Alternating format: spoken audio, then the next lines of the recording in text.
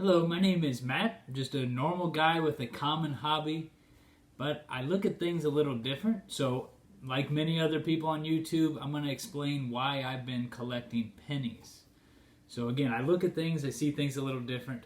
So, like most people, you can go to the bank and buy a roll or a box, $25 box of pennies, and sort through them looking for pennies that are from 1982 or prior, because the 1982, I'm finding about half of those are copper, but all of the 1981 and priors are copper, meaning that each one is 95% copper.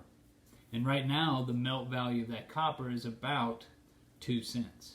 So you buy it for a penny and it's worth 2.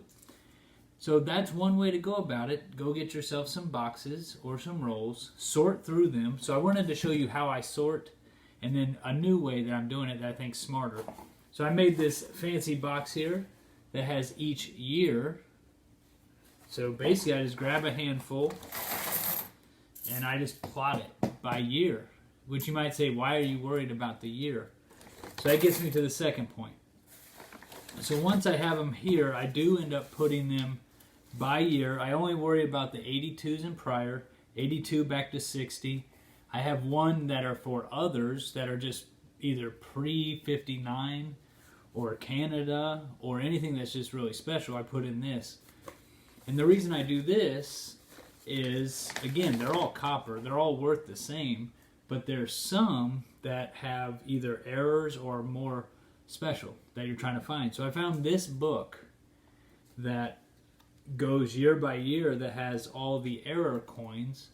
So that's the only reason to organize them by year. So if you're ever bored and you want to look up 1960, you have your whole pile of 1960 pennies. You know that the error is, say, a double die or something on Liberty. So you can just sort through all those looking for that single thing and try to be efficient. So again, this is the way most people do it. They go buy the box, sort it themselves, and then you can return this box. Again, I actually re-rolled. All these are zinc. So these are all newer pennies.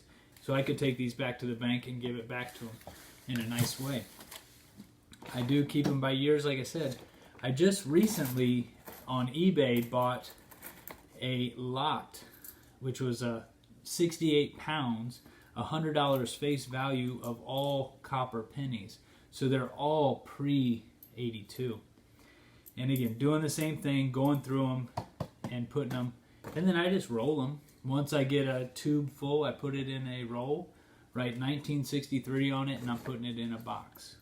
So there's really two ways to go about it. You can either search and find your own, or you pay somebody else to sort so that you're only dealing with the ones that you actually want.